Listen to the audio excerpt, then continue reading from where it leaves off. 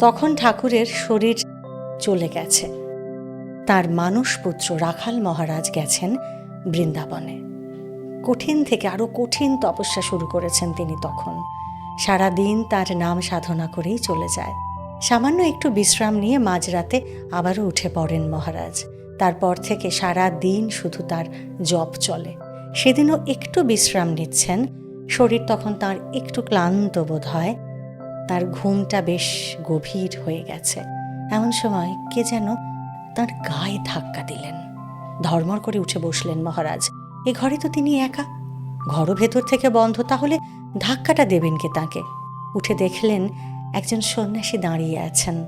রুদ্রাক্ষের মালা হাতে নিয়ে নিশ্চুপে নাম জপ করছেন তিনি। ঘুম ভেঙে জপে বসলেন রাখাল মহারাজ। সেই সন্ন্যাসীও তার পাশে জপে বসলেন। সেই সন্ন্যাসী কে? কোথা থেকে এলেন তিনি? এই সমস্ত প্রশ্নের উত্তরে সকলেই অলৌকিকের কথাই বলবেন হয়তো, কিন্তু বিভূতিভূষণ বন্দ্যোপাধ্যায়ের দেবযান যারা শুনেছেন তাঁরা এখন নিশ্চয়ই বুঝতে পারছেন যে আত্মিক লোকের কোন স্তর থেকে এই মহাত্মারা মানুষকে সাহায্য করতে নেমে আসেন। এসব যে কল্পকাহিনী নয়, এই আত্মিক লোক আর তার নানান স্তরের কথা যে কতখানি সত্যি সেটা একেবারে অক্ষরে অক্ষরে দেখিয়ে দিয়েছেন বিভূতিভূষণ বন্দ্যোপাধ্যায় তাঁর দেবযান উপন্যাসে। বিভূতিবাবু নিজে বলেছেন যে দেবযানে বিশ্বাস রেখো।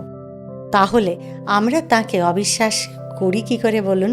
পার্থিব আর অপার্থিবের মধ্যে সত্যি কিভাবে যে সেতু রচনা হয় সে কথা জানতে হলে নটর গল্প চ্যানেলে বিভূতিভূষণ বন্দ্যোপাধ্যায়ের গল্প দেবযান শুনতে পারেন।